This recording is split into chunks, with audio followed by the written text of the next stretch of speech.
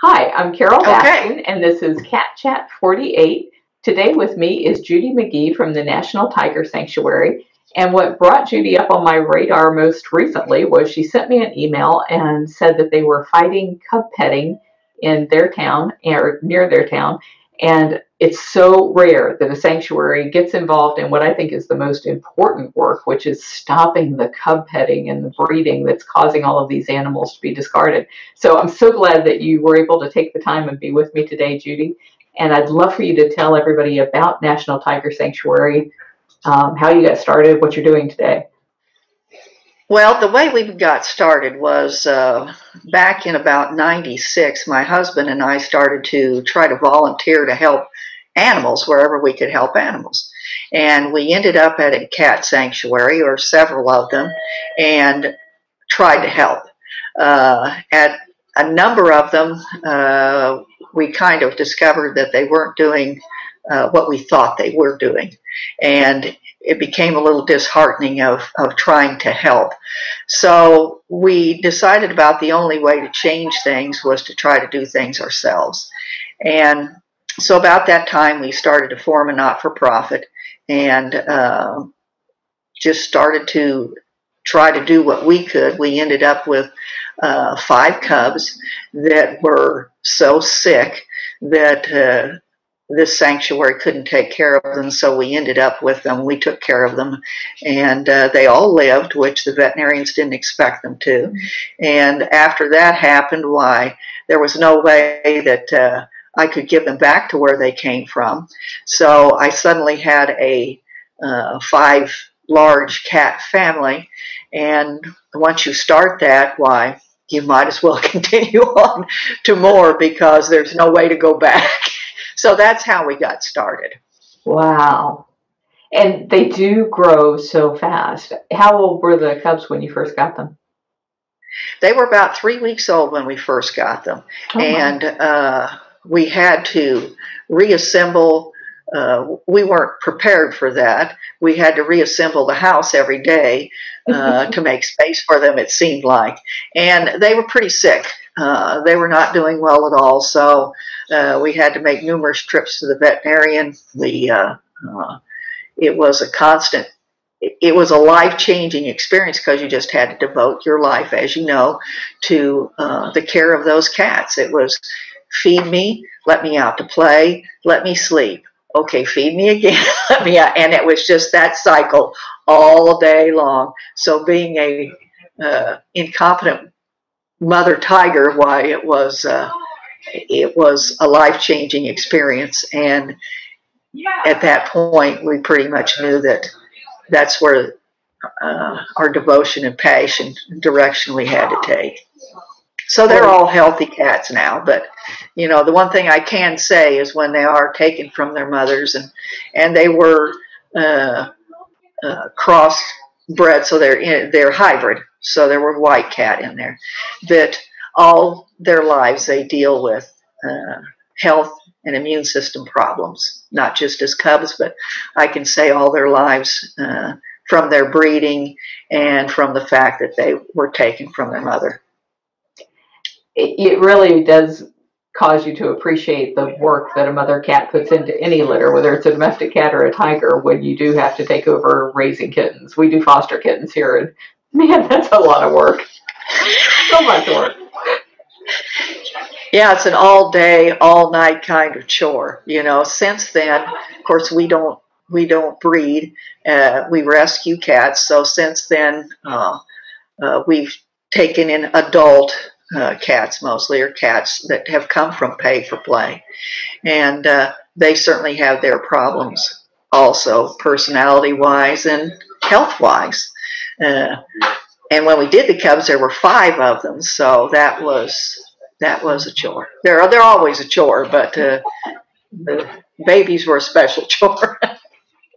Now you said you started this in 1996, so I don't think we had internet access here at Big Cat Rescue until 96 or 97. So you were doing this pre-internet. Right. So there Right. were where were you able to find information on how to take care of these animals? People always ask me that question. It's like, 'cause there was none. Yeah, really. Well, we were fortunate to be in a place where I'd had horses all my life, and I worked with a veterinarian by the name of Bud Herzog in Leland, and he was president of the American Veterinary Medical Association for a number of years, and I'd known him since I was a kid. He had also been a veterinarian for the Kansas City Zoo. Really intelligent, good guy. Had had opportunity to take care of a number of cats at zoos at a time in his life. So we immediately took the cats to him, and he helped us a lot along the way of what to feed them. And then, of course, it was kind of up to us of just realizing that this is a baby you have to devote your life to. So if it wants to go out, you take it out. If it wants to sleep, you let it sleep. They all ate a different kind of food and took a different type of medicine because they all had their individual problems. The two of them drug their hind legs because their bones weren't calcifying. And even he said, I was like, what do we do? He said, just, you're going to have to pump them full of calcium and try to exercise them, and I don't know what the outcome will be. At one point, we even thought that Vince might lose it. Fortunately, they all came through that, but people often say, oh, it must have been so much fun to raise those 5 cubs. No. And I say, it should have been, but it was not. It was nothing but a constant worry. It was. And like you mentioned earlier, these cubs were, if they had the white in their background, then obviously they were very inbred and possibly crossbred. So you're dealing with so many variables there that are even adding to the situation to make it even that much harder. Yeah, exactly.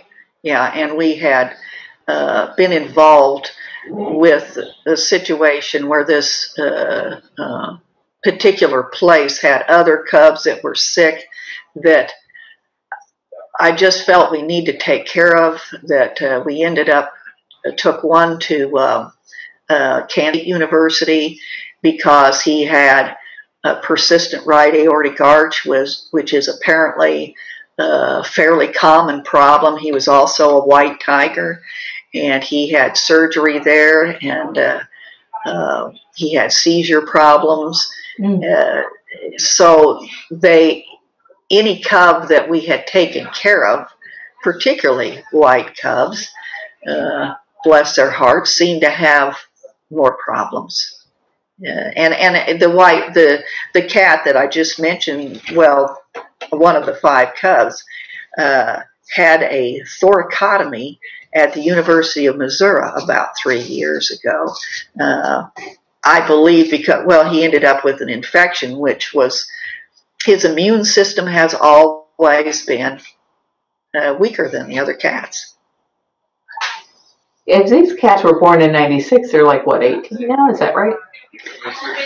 These cats weren't born in '96. This is when we started in '96. We ended up with those cats. You remember the date on that, Abby? Date of was born? Yeah. 2001. These cats were born in 2001. That's right. Oh. We started our not-for-profit and to help with cats in like '96, but we didn't actually get cats and keep cats until these cubs came along. The intention was to try to help places with cats, but that intention didn't work because in a lot of ways I felt our help wasn't really helping the way that we wanted it to. So then somehow we just ended up with sick cats all the time. And with the 5, we just decided that that's it. We're just going to keep them and change our entire lives. what was funny to Go me ahead. is you still call them cubs, and we do the same thing here. If somebody comes to us as a cub, which is really unusual, it's usually the older cats that come here. But when they come as a Right. cub, we call them cubs, and then 20 years later, still call them cubs. And people Yeah, are they're like your kids, I guess. Yeah, people will always say to us, well, do you rescue any cubs? And we say, no, nobody rescues cubs. They right. keep the cubs until the baby's out of them. And you rescue them, you know. So we haven't had any cubs since way back when. We just get the ones that are left over, Yeah, I was curious about the name National Tiger as you do. Yeah.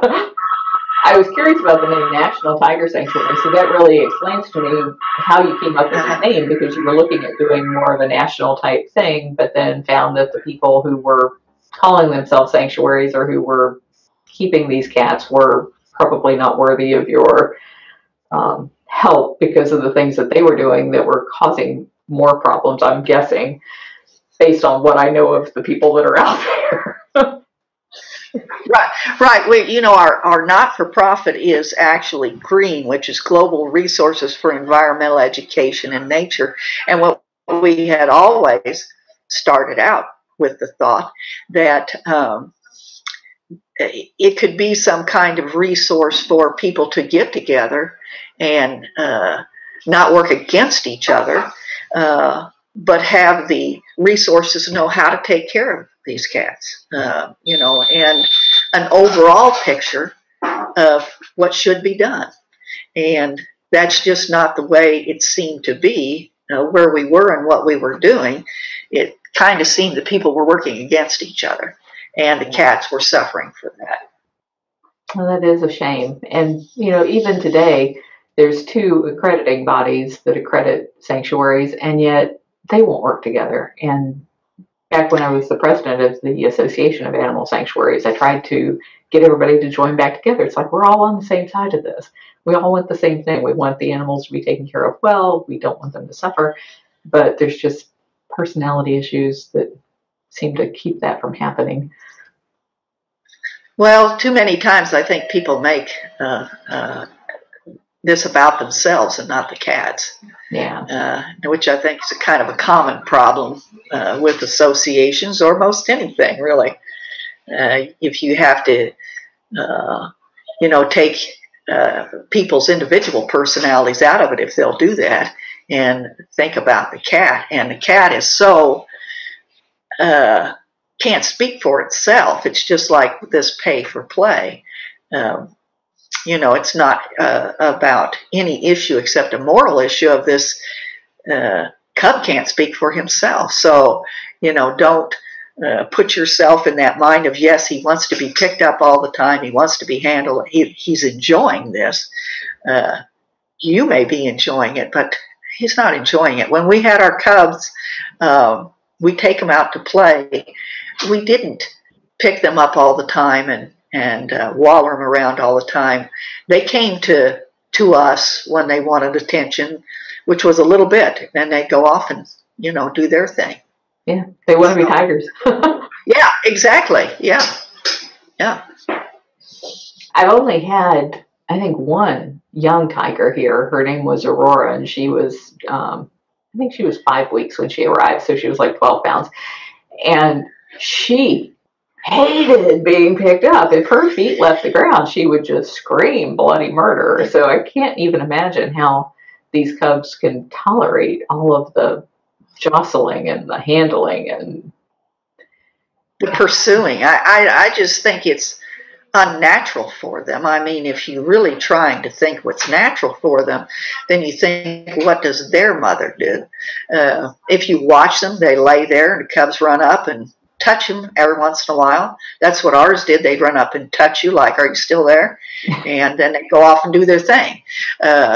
They just wanted to have their security, but they needed to move on their own. You know, I think even to learn to move, they need to be out running and playing and trying to get around while they're young. You know, we have a cat here that was kept in a 10 by 10 indoors from the time he went through kind of a pay for play and till he was 5 years old. And when we got him, I thought we let him out in a small space first, because I learned the hard way that if you take a cat that's been closed in for so long, which I'm sure that you turn them out in a big space, they have such sensory overload, they just run to the corner and hide. We had to cut fence out once just to get her out, to put her back inside, because she just couldn't handle the outside. It took time.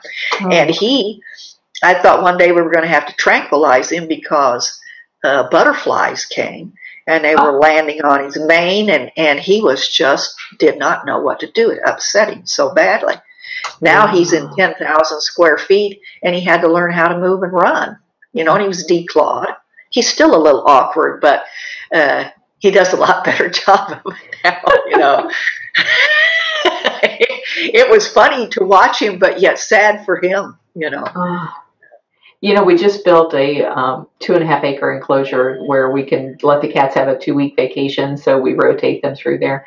And what we have seen is very similar to what you're saying, where some of these cats, even though the cages that we have here, the smallest cage is like 1,200 square feet for a bobcat, still compared to 2.5 acres, what we found is when we put some of these cats out there into that space, they go all the way around the perimeter, and then they see that there's an attached cage that's very similar to the one that they had that has a roof on it and everything, and they'll go hang out in there for a few days. And it's like, you've got all this space, but you're going to go hang out in this little tiny area. Well, same size area you've had your whole life, but that's what they know. Yeah. Right. It's what they're accustomed to. And people always seem to think, even sometimes the one that we have in the 10,000 square feet, that he should be in a bigger space. But he typically doesn't use the whole 10,000 square feet. He typically likes to hang up around. After they're in captivity, I think that people do become obviously who they know and their family. They enjoy that after a while, after they're grown, and they do have problems with a big space sometimes, because it's there again. We can't recreate what's really natural for them. We have to recreate the best we can think that they wanna, as you do. And what we try to do is educate people. People say, what do you want someone to go away with from here? And we say awareness. Try to be aware of the problem, and be aware of what we need to do to solve that problem. We created it. Man created it. So now we need to try to solve it. And we do the best we can with the knowledge that we have. And like you say, that's a good reason for people to share their knowledge. Yeah. We kind of went through an evolution here, because when we came home with 56 bobcats that had to be fed every 2 hours, I started calling everybody I could think of, saying, what are you doing, guys? And, the zoos would just hang up on me, because I was one of those stupid pet people and I didn't know any better. So the only people I could turn to were the breeders and dealers. And so I went through this whole evolution of believing that I was saving these animals for future generations, to discovering that the animals in private hands don't serve any kind of conservation value. And so it was an evolution for us to learn, well, these animals are stuck here now. Now what do we do? Of course, we stopped breeding back in the 90s. And for us, what we feel like is the most important thing that we can give to the cats here is to be a voice for them and change the laws so that people can't make the bad decisions that they are subject to make if they don't get a good education. So it's imperative that places like yours are educating people and are raising that level of awareness. I'm curious how you made that transition from, I'm going to rescue these 5 cubs and save their lives, to, I'm going to fix the problem. Well, when we went into this, we went into it with the big hope that we were going to help a sanctuaries or whatever, help those that were helping the cats, and ended up figuring out that we were going to have to be if we wanted it done the way we wanted it done, to be a bigger part of it. And I guess because of the time that we started into it, we always had the idea of changing a problem. And then it didn't take long for us to see, after we were in it, that there was a serious problem that we weren't seeing.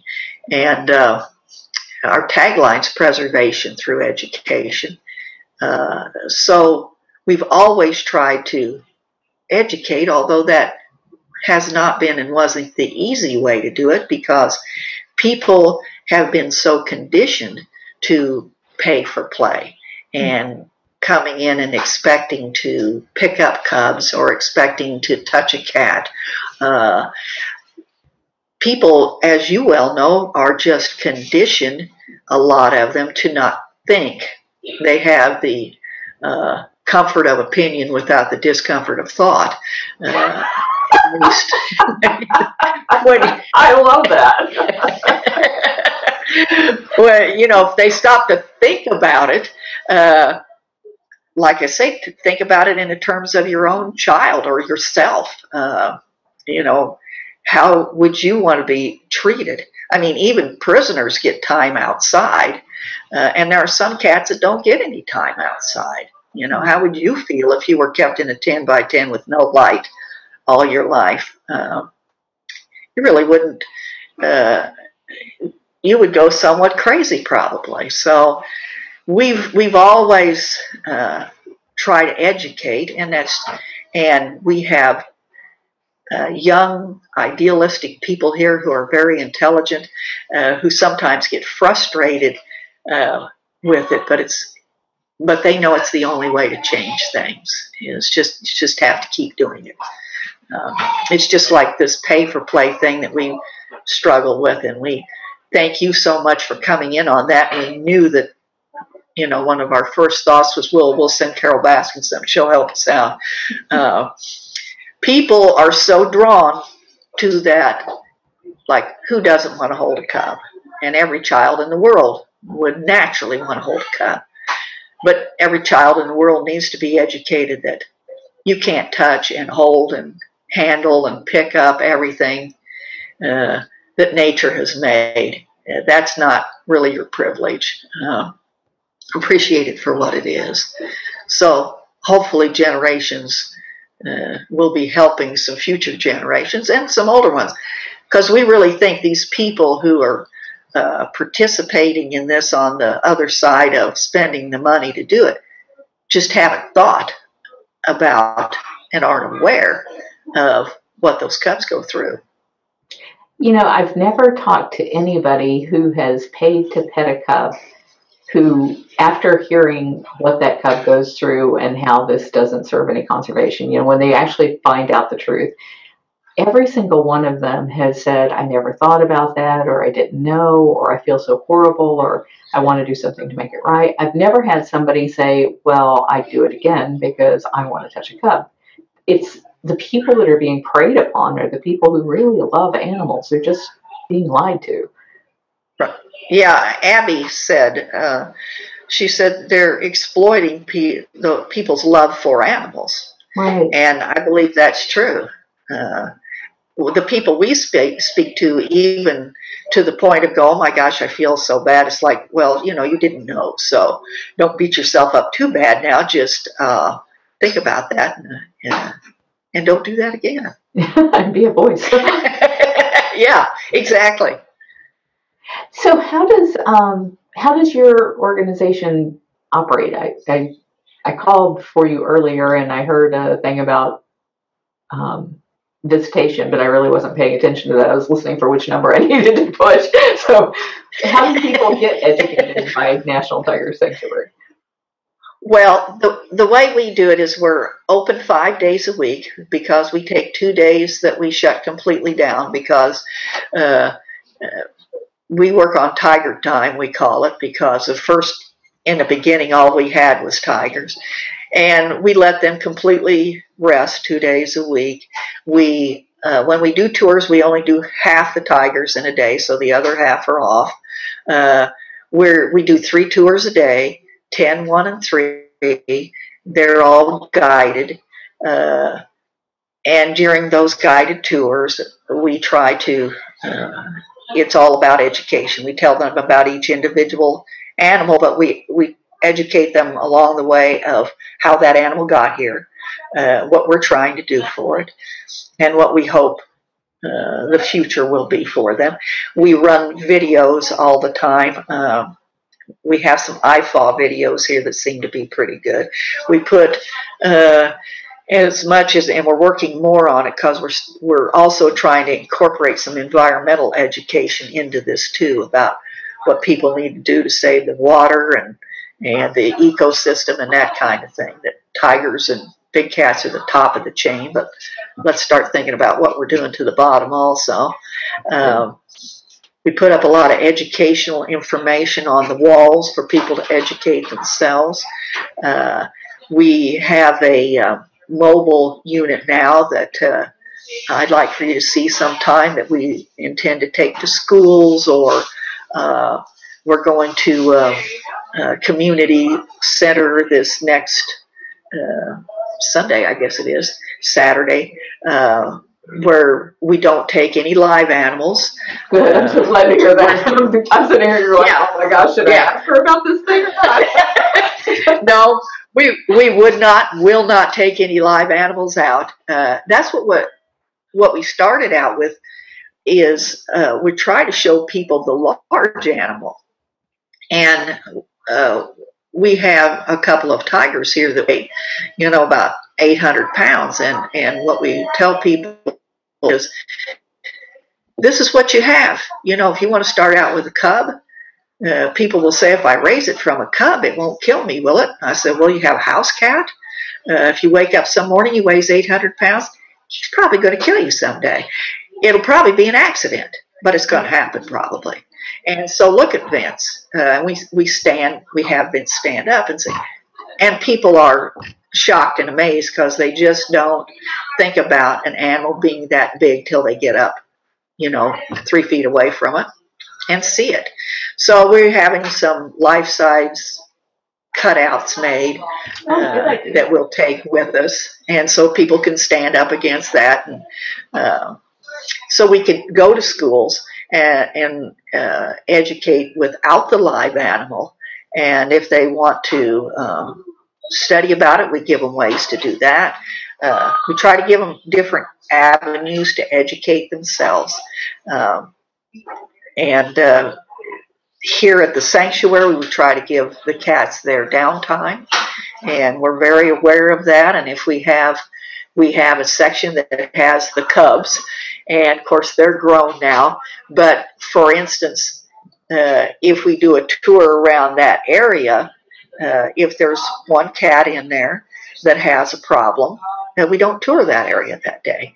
And we just explain to people, if they complain or ask about it, that's the way it is here. It's about the cats. It's not about you. And if that cat doesn't want to come out, if that cat doesn't feel good, or there are other cats in the vicinity, then we don't go in that area that day. And we also take people what we call behind the scenes. We show them what it takes to feed that animal. Look at our freezer. Look at the people who have to weigh the food out right on the board. JC had this much today. She threw up yesterday. We changed her food. We gave her this medicine. It's like a hospital. And we try to show them, if we have to vaccinate, what we have to go through to do that. So I guess basically we're trying to show them how difficult it is for the people who take care of them to try in any way to give those animals a natural, what even comes close to a natural, happy life for them. And what you have to try to do, we have to try to do to simulate any kind of a natural life that these cats will ever have. So that's what we're trying to do here. And I think the public really resonates with that because we found the same thing. We'll be out there, the cat has to go to the vet, and so the entire tour has to be routed away from where we're trying to catch the cat to take it to the vet. And people are always very interested. You know, you can see them trying to see what's going on over there. Sure. They understand that the animals come first. And I don't think they see that in most zoo type situations. So I think go ahead. I believe you're right. I also think that a lot of times in a zoo situation, the zoos try to be very pristine about because a lot of them can't afford to be, about their cats, that the cats are well and they're not crippled and they're not sick and everything's pretty perfect.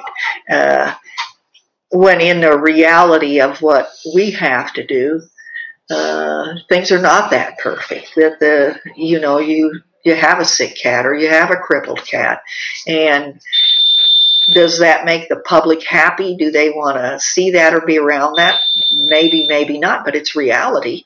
And that's what happens in the real world with a lot of these cats. So we don't try to sugarcoat it for them. We try to bring them into the real world. We've got a big white male cat here and his sister. They were in pay for play. They were picked up in a parking lot in Texas. Excuse me. And he is cross-eyed, and he's had a broken leg, so he's a little crippled.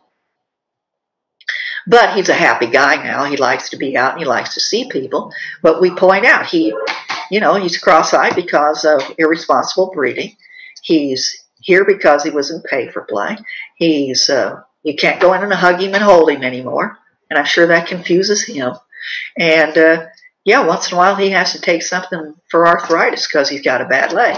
Mm-hmm. And his sister doesn't come out till nighttime because that's the way she's decided to live, and that's the way we let her live. So if you want to see her, you can't, unless you want to come out at nighttime and see her.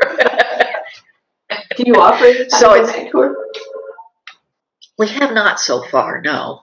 And I guess the reason we haven't is because the way the facility is right now, unless we came to a future where we could separate some off, we feel that a nighttime tour would disturb too many of our cats. We can't separate them that much at this point.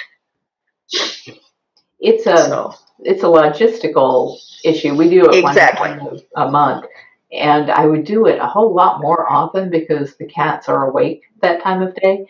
But the logistics of trying to make that so that it's safe for people and not intrusive to the cats is what's kept us from doing it all these years. Yeah. I think that if after more time and we might be able to do that, and I certainly would consider doing it like once a month or something like that.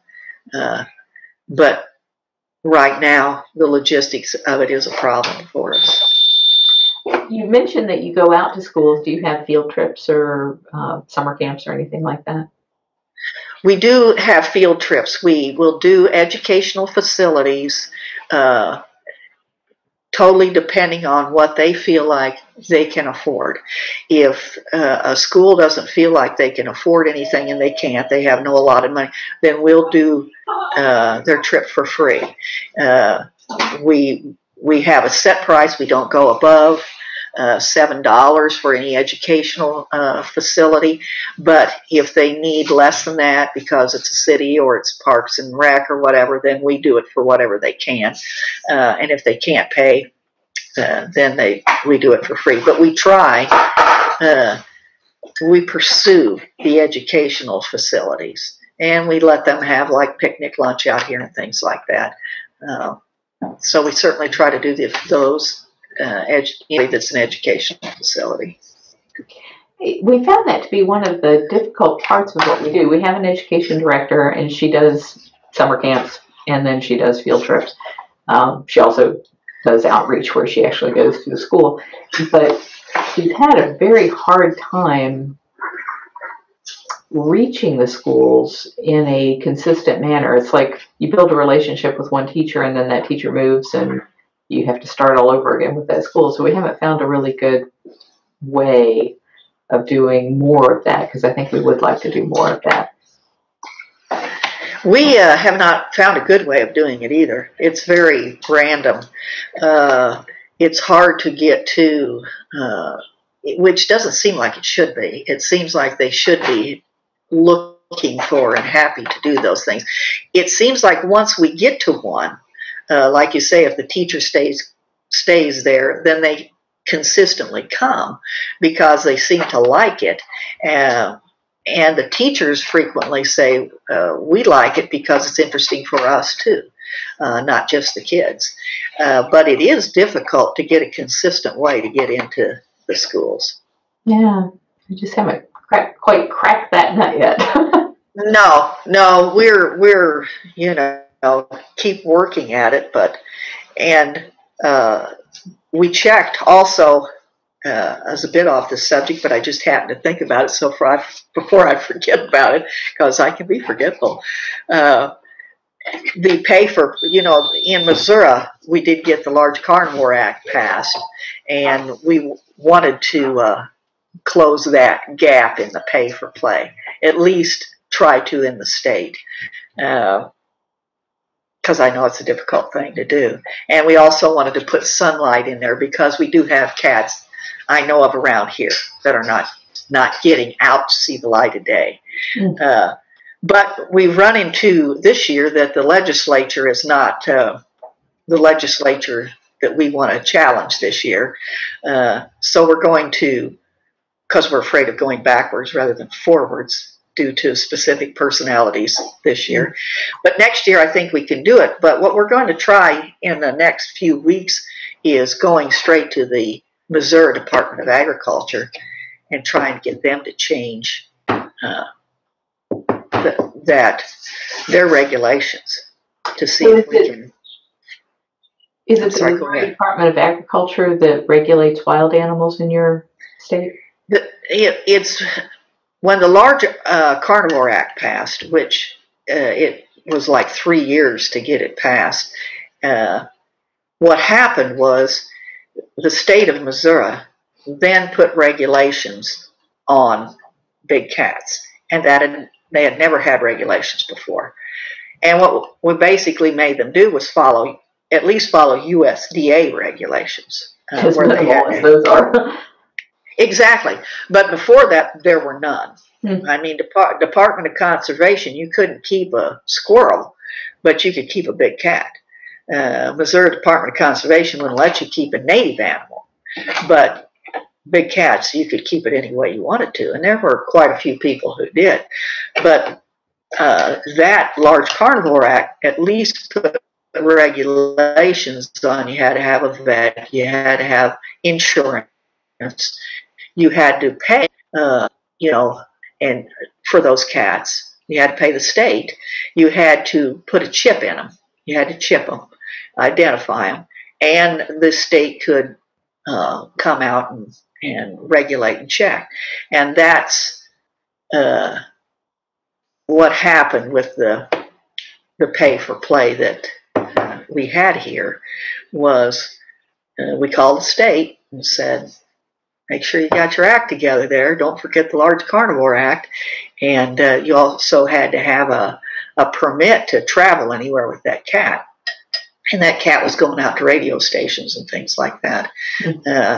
So the state does regulate it now, but they still have that 8 to 12 week gap in there.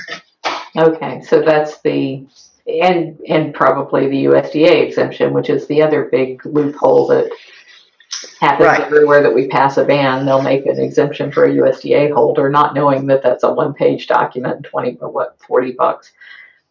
So it's just absurd. Yeah, it is. It is. So it's a struggle to keep fighting with them, but that's what we do. And I think what you did was smart, because every time we do take some ground, we have to be really careful not to lose that ground. So knowing when when is a good time and when it's not a good time shows that you are politically savvy. Well, you know, when we did this large carnivore, we tried to include primates. And we realized quite quickly that we were going to have to drop that to get anything through, which was unfortunate. But like you say, you kind of have to know that you have to take what you can get when you can get it. And people always, that's another thing we bring up to people when they come here, is they always go, why, it would just be common sense that you wouldn't keep a big cat in your backyard. You wouldn't do this. And I will always tell them, it's common sense to you, but when a bill comes up or legislation comes up, it's such common sense to you, you won't show up in Jefferson City to fight for it. But all the people who are making money off of it will be there. And they will line the hallways, and they will fill the place up. And why did they do that? Because they're making money off of it. So when we went to do this bill, it was us, St. Louis Zoo, Kansas City Zoo, and that was it. Mm-hmm. And this year, the legislature is not the one to be going up against. I'm afraid we might go backwards, so we're just going to let it set and try the Department of Agriculture, because they do have a new director in the state of Missouri, so it's possible. And if not, we'll try it again next year. When one of the things you hear all the time whenever a ban is being considered is the bad guys will come out and say, well, if you do this, there's going to be all of these animals that were abandoned. The Missouri law was a rather recent law. When that happened, did you see a flood of animals being abandoned? No, we didn't. I don't know where the animals who were all abandoned went. I'm sure there were a number of animals over time that people decided they didn't want to spend the money on because of the insurance and the fencing and all that kind of stuff. But no, the time, as you know, that you see a flood of animals is when one of these sanctuaries shuts down or something happens. Then you have 50 cats to take care of. Right. But no, we didn't see any flood of animals. Yeah, I haven't seen that once. And all of the I've seen just in the last few years, there's been 10 states that have passed bans or partial bans, and not once that caused a flood of animals. But I've seen No, we haven't seen any flood of animals. Like I say, you just see them when one of the sanctuaries that's did what it did. Maybe if you change that pay for play or you put regulations on some of these places, you don't see a flood of animals from individuals, but the repercussions from it may go back to some of these sanctuaries that were breeding for pay for play. Don't have as many places to get their cats out to, so it may affect them financially down the way. They may close. And I think that is a huge and looming problem right now in the United States, is that there are so many sanctuaries and pseudo sanctuaries that are just full to the brim of these big dangerous carnivores, because every year when those cubs are discarded, the sanctuaries say, sure, send them on over. And as long as they provide a place for the bad guys to dump their cats, it's just enabling that bad behavior. And then at some point they can't afford it anymore, or they get old. Right. You know, several years ago, there was a place that called us and said, we've got some older cats here we want to get rid of. I mean, they were fairly blatant about it. And I talked to the USDA and I said, I feel like if I take these cats, then it just makes space for them to have new cats. And I didn't take them. And of course, they just end up going someplace else. We had someone complain to us one day about a place in Illinois that frequently seems to have babies. And this was a friend, and she'd just gone to visit there. She lived in Illinois, and she felt really bad because they had even put an ad in the paper that they had like a year-old tiger. They just needed to get rid of him. The woman just loved this cat so much. She needed to find a home. She just couldn't have it there anymore. And I said to this friend, that doesn't sound right to me. I said, I think she's just getting rid of older cats because she's got, going to bring on cubs. No, she felt very sincerely, because they do come across very sincerely, these places do. Oh, sure. And, yeah. Yeah, exactly. They do a good job of it. And I said, well, let me see if I can prove it to you, because she wanted us to take the cat. So I picked up the phone and I called the woman and I said, I understand you have this year-old tiger that you need to get rid of. And, oh, yes, she just loved the cat, but she couldn't take care of it and all this kind of stuff. And I knew that she had cubs there. And I said, so do you have cubs? Yes, we have these, 2 cubs coming on, and we just don't have the place and that. I said, well, I'll tell you what I'm going to do for you, because I raised cubs, and I know how much you can love them. I know they're like your family. I said, so I'm going to do you a favor. I'm going to take the cubs, because I know you're in love with this year-old cat. How could you not love a cat after a year? So I will take the cubs so that you can keep your year-old tiger. And she was like, no. And I said to the woman that was so enthralled with her story, I said, there you go. Yeah. She's not those cubs. But you watch, a year or 2 from now, she'll be giving up those cubs too. Right. So they keep on doing what they're doing. And the only thing I can think is when you change legislation, it can ripple back effect to them. One of the things that we started doing, I don't remember how far back, but it was pretty far back, is requiring a contract. And so we have we have a whole list of things that we use as criteria for how we will decide if we take a cat in. But the deal killer in most cases is that we require that the person surrendering the animal contract with us to never again own another exotic cat. And that's where they just flat refuse, because they're like, well, I don't want to give up that right. I want the right to be able to go out and get a cub as soon as I offload these cats I don't need anymore. We've when we passed this Large Carnivore Act, that was the big thing, was the amendment rights. I have the right, as a U.S. citizen, to do whatever I want to do. We had a lot of blowback from dog places, puppy mill basically kind of places, that were afraid that if you start legislating what I can do with my animals, then pretty soon you're going to be legislating my kitty cat, my puppy, and all that kind of stuff. In an effort, I think, it's a scare tactic to anybody who's got a pet. Pretty soon we're going to come in and tell you, you can't pick up your puppy anymore. So it's kind of a fine line to ride with people. Yesterday I was in Tallahassee at the Humane Society's lobby day, and the person who was presenting was a guy who's out to try and save greyhounds from being raced on tracks. And so somebody asked him that question, because we hear that all the time. The bad guys always say, oh, if you come after my tiger, then you're coming after my dog next. And his answer to that was the best I had ever heard. And he said, what I tell the lawmaker is, I don't make the laws. You do. So if I come to you with a bill that says people can't have dogs as pets, you don't have to make that a law.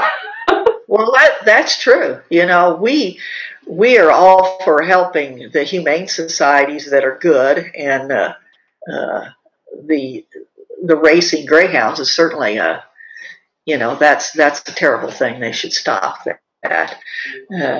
But you're right. That is a good answer. They don't have to do it if they don't want to do it. If somebody comes to them and says that, they're in control. Right. There's no slippery slope there. We're only taking the things that are absolutely obvious that you shouldn't have a tiger in your backyard. Right. I just think that it's a thing where it's somewhat of public control. The people raising the puppies and raising the tigers and breeding them, I think it's a thing they throw back to the public. If this person goes and tries to control, then they're going to control you. Yeah. They're going to And make I you think all that, vegans. yes, right. How many times have I Right. heard that? Yeah. They're going to make everybody get rid of their cows and all that. It's control of and I think that the people who get into this kind of thing, like you say, they are conning anyway, Yeah. and they know how to con people and how to con the masses of people, and they bring a lot of people's love for whether it's their animals, even. Got a call. Even as you saw with us, they'll bring God into it if they feel like they need to. Yes, they will.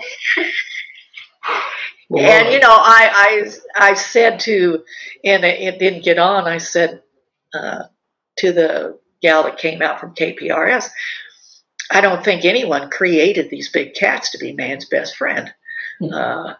It just doesn't even make any sense, whatever way you go. Wow. Tell us about your facility. You mentioned that you have more than just the original cats. How many cats? What kind of cats?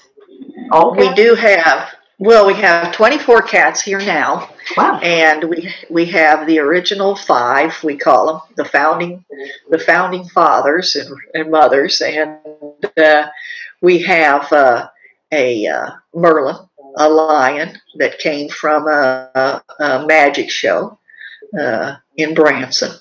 And we have Nikki and Madison, who are a mother and her daughter that came from the Gladys Porter Zoo, that they, retired out.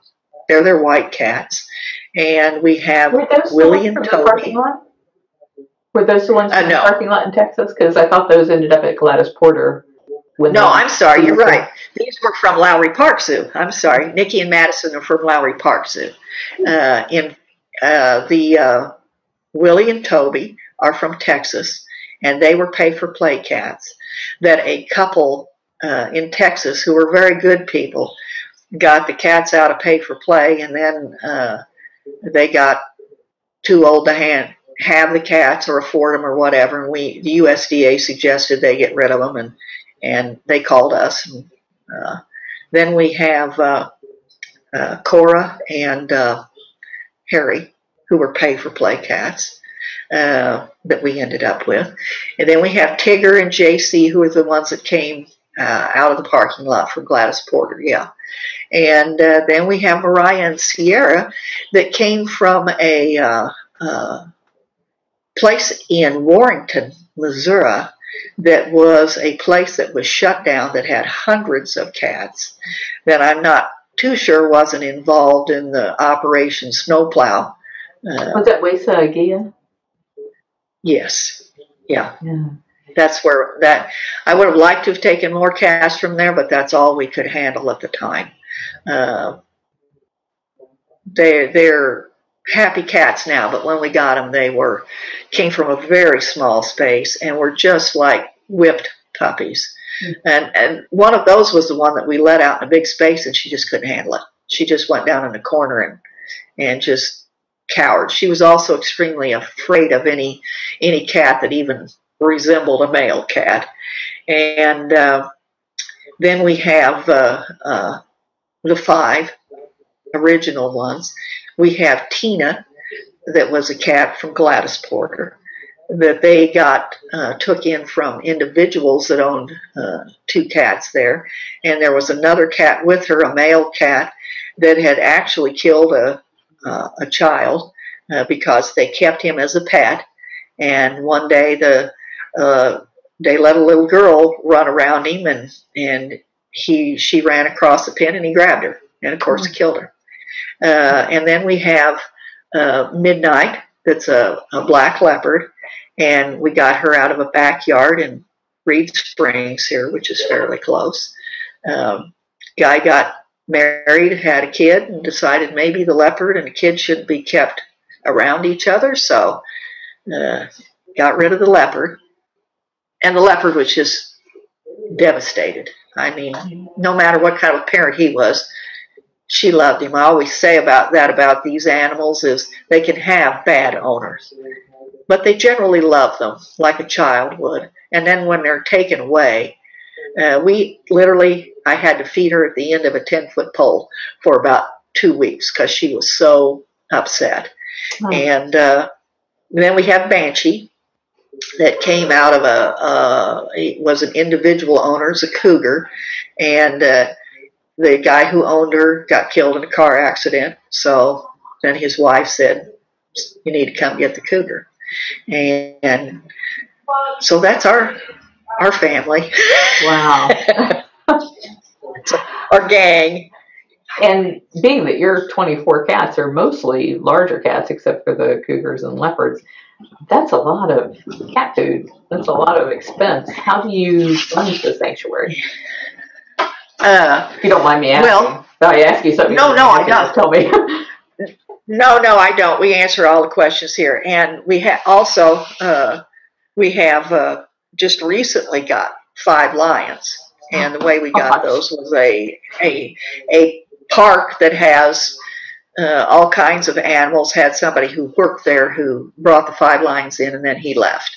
And this particular person doesn't have interest in having these male lions there. Well, we got 3 females and 2 males, which we had took care of the cub problem even before we left the property, so that we won't have any cubs. But he wants to breed ligers, and that's what he's interested in, so he wanted them out of there. So we recently got, and we're going to have to expand. They have a good size space, but we're going to have to get them a bigger space.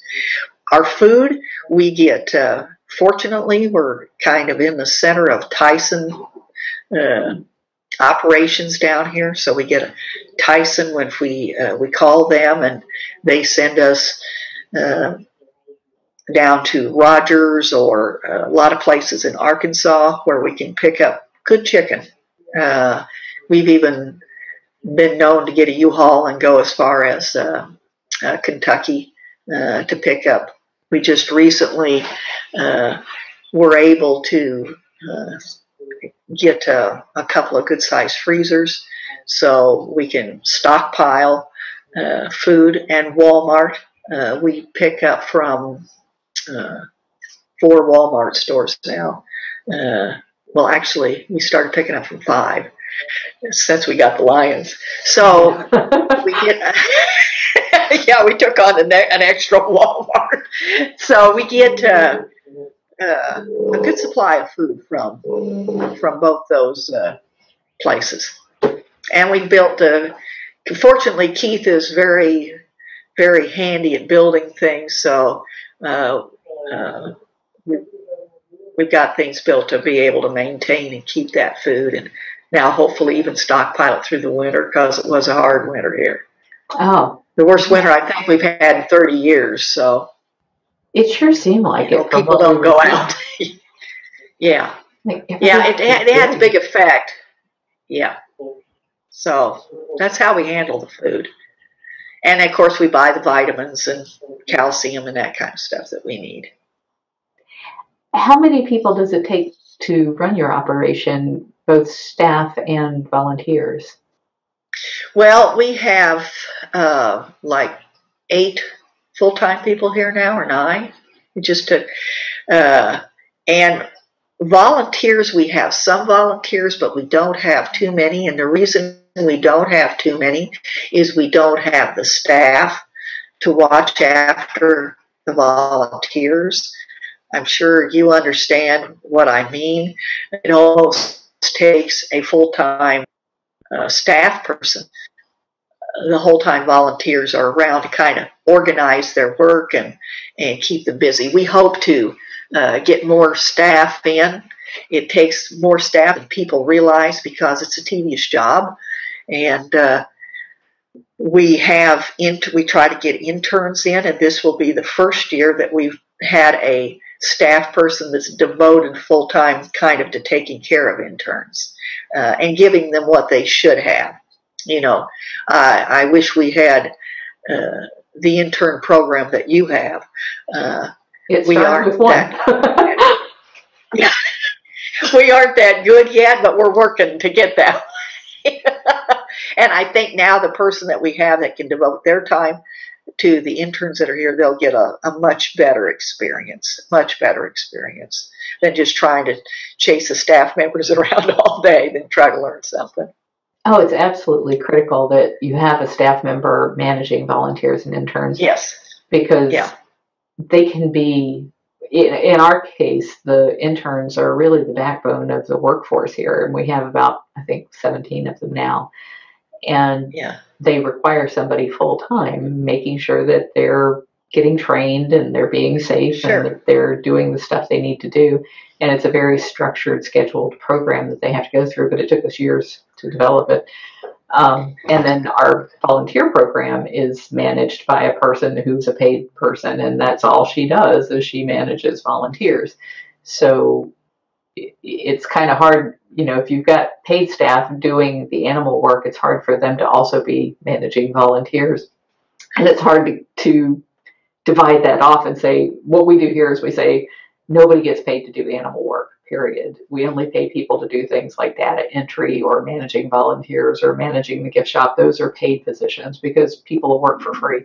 But we're in Florida, so they'll work for free in Florida. I don't know if they're going to work for free living up here in all this snow. Well, I think you're exactly right. The point is we now, I think, kind of have at the size that we are enough paid staff to take care of what we're having to do. Is, as you know, the paperwork grows exponentially, and that has to be taken care of. We could get more volunteers and we could get more interns, but we realize that we have to devote someone to that, and your growth has to be enough that you can, afford to do that. We're getting there, but we don't have that perfected yet, but that's certainly a goal for us. It's always an ever-evolving goal for all of us to find ways to be more efficient at what we do. Right, and you have the unfortunate problem of the beginning paid staff that you have ends up stretching themselves pretty thin till you get to that point where you go, okay, we've moved up enough now that we can get somebody else full time to handle this. So you don't have to try to stretch yourself to handle this. We're experiencing some of that feeling of growth at this point. Plus, there's always the fact that you have to spend the money to make bigger habitats and better habitats and that type of thing. We really improved, thankfully, to some good donors. We really improved the habitats for our cougar and leopard last year. They really have some nice spots now, and we're, of course, in the never-ending process of trying to improve every habitat we have. That's an ongoing thing. It really is. Yeah, it really is. It's just something, and the people who work for you obviously have to realize that that's the way it is. It's very different than just getting that job where somebody goes, okay, we've been doing this for 100 years, and this is the job you do, and this is the parameters of that job and how it's done, and this is just in a state of kinetic flux all the time, Well, the hour has just gone by so fast, and I feel like there's so many other questions I'd love to ask you. I'm going to have you back on the show again. Is there anything in the last couple minutes here that we did not cover that you would really like people to know about you or your facility? I don't think so. I really appreciate you having us on here and giving us a chance to do this, and I hope we can continue to communicate, because in our opinion, you're a tremendous source of what to do and how to handle things, because obviously you've done it. Thank you. So, and obviously you have done it well and continue to do it well. So we really appreciate the opportunity to continue to have this relationship, and we thank you for that. Thank you so much. And I I certainly agree. We can all learn from each other, and every time we do, we're making it a little bit better for the animals out there. So I thank you for your time today. Where can people find you? Where can they find your website? It's www.nationaltigersanctuary.org, and we have a Facebook and our website, and we're always happy to communicate with people, even sometimes people who disagree with us more than people who agree with us, because that's a way to learn. And we are always happy to explain to anyone who wants to know how we think we can make things better. And if they disagree with that, let us know how they disagree with that, and we'll discuss that. So the other thing I think that maybe I haven't covered that I appreciate is the health of these animals, communicating with someone who has had experience at it. We have a lot of good veterinarians that we deal with, but most good veterinarians will tell you, I haven't had a lot of experience with big cats. And so if you have a source of going to someone when a big cat gets sick, I don't think people realize how tremendous that is, because it's such a unique situation. And you can't pick them up and run them into the vet and take x-rays and take their blood and all that kind of stuff. If we take a cat into the university, then that is a tremendous chore and a tremendous stress for the cat. But we do that if it has to be done. And dangerous. TJ. You get into a car wreck with a tiger in the back, that's a big problem. we try to. Our goal here one of our goals here is to try to build somewhat of a veterinary facility, so many things could be done on site. We have veterinarians that would appreciate that, but we haven't run across a veterinarian yet that we wanted to deal with that didn't say, I'm open to whatever I can learn or about this animal. We have a very good relationship with the University of Missouri, and they help us all that they can. But, they're not raising cats, nor did they raise cats, nor do they have any problems admitting that. So I think that's a source that people need to consider out there when they have sanctuaries, is share that information, because that's really important. And I'm sure that go ahead. For years, we participated in ISIS, the International Species Information System, which is mostly just zoos. And they charged us $1,000 a year, but the great thing about it was it gave us access to all of the medical database in the Sparks and ARCS programs that the zoos use. And they loved us because we were 150 big cats putting information into that stuff all the time. So we were a huge source of information to them. But they raised the price to $10,000 a year, and so we just couldn't afford that, and we had to drop out, like back in 2010, I think.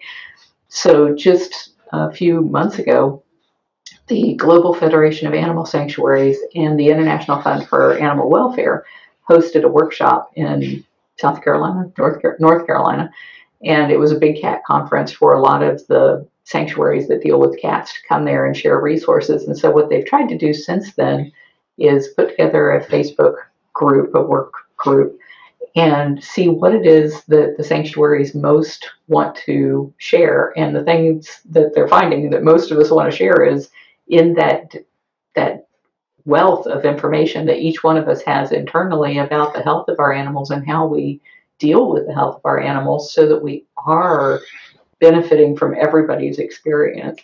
And how we're going to put that together, I don't know yet, but we're certainly working on it because it needs to be done. Well, I'm sure that you are working on it, because I'm sure you'll get it done. But that's just something that I'd really like to participate in, because obviously it's all about the animal. Yeah. And anything you can learn from anybody who has that experience, learn that. And so much in the past, I think, for some reason, that's just been kept to each place that has them. I think the fear is I don't know. somebody will share something you don't want them to share. So there's almost got to be a way of making it, stripping out the information about where it happened and making it so that everybody feels safe contributing. Yeah, I can see that now that you mention it. I'm sure there's a lot of misinformation out there. But if there is a way to glean that information, why, it certainly would be helpful to the cats and to the people who worry about them. Yes. But I know that when there's something that comes up that needs to be done, that you're probably on top of it already. So it's not anything new that you haven't thought of, and I'm glad they're working on a way to try to get that done, and we'd certainly like to participate in any way we could. I will be sure that you are part of that, because 24 cats is a lot of experience to contribute there. Well, we watch them pretty close. The thing that we do is we watch them very, very close. I mean, if a hot spot comes up, we know almost the instant that it did, but then I've learned, I'm sure as you have, that the quicker you notice something, why the easier it is to take care of it. So. Absolutely. Well, again, you don't wait very long. Wonderful. I just thank you so much for your time. And I do have a cat I have to take to the vet, so I gotta go. I get that. We've got 7 little cats around here, like dogs. I don't know how many rescue dogs we have, but we have quite a few. Oh, dear. Well, everybody, this has been Cat Chat 48. You can find us on Stitcher Radio. Just look for The Cat Chat Show, or on iTunes. Just search for The Cat Chat Show. Or you can find us at thecatchatshow.com. Bye. Bye. Thank you.